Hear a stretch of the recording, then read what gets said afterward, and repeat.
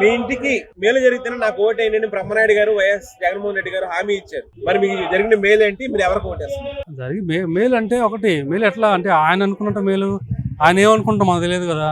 మేలు అంటే నేను అమ్మ ఒడిస్తున్నాను అన్ని అంటున్నాడు కానీ కరెక్టే.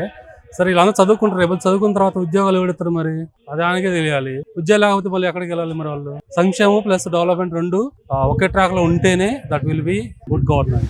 ఏ ఇంటికి మేలు జరగలేదు, మా ఇంటికి తర్వాత ముందు ఏ ఇంటికి మేలు జరగలేదు. ఇన్ఫ్రాస్ట్రక్చర్ కనీసం ఏ వీధికి వెళ్ళినా కానీ మీకు రోడ్లు కూడా సరిగా లేనటువంటి పరిస్థితి మంది.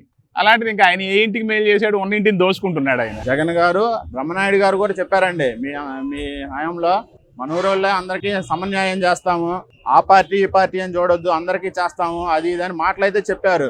చేతల్లో వచ్చేపాటికి లోకల్ నాయకులు వాళ్ళకి సంబంధించిన వాళ్ళకి వాళ్ళకే లిబరల్ గా అటు ఇటు ఉండే వాళ్ళకి చేయట్లేదండి. ఒక రూపాయి ఏదన్నా వస్తే పెన్షన్ రూపంలో గానీ ఏదన్నా సంక్షేమం రూపంలో గానీ ఏదన్నా వస్తే ఓన్లీ వాళ్ళ నాయకులు వాళ్ళ కార్యకర్తలు వాళ్ళ వరకే చేశారు కానీ లిబరల్ గా పోయే వాళ్ళకి కానీ మరి సమన్వయంగా చేద్దామన్నారుగా, మరి సమన్వయంగా ఎక్కడ చేశారు? మాకైతే ఏం అభివృద్ధి జరగలేదండి.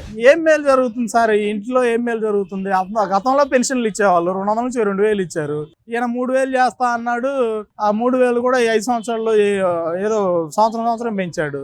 అంతేగాని పెద్దగా మేలు జరిగింది ఏం లేదండి. ఈ రేట్లు పెంచాడు బాగా, నూనె ధరలు కానీ నిత్యావసర సరుకులు అన్ని పెంచాడు. గ్యాస్ ధరలు పెరిగినాయి, పెట్రోల్ ధరలు సెంట్రల్ గవర్నమెంట్ పెంచేదైనా కానీ ఇప్పుడు పక్క రాష్ట్రాలతో కర్ణాటక వాటితో పోల్చుకుంటే మన రాష్ట్రంలో లీటర్ 10 రూపాయలు ఎక్కువ అండి.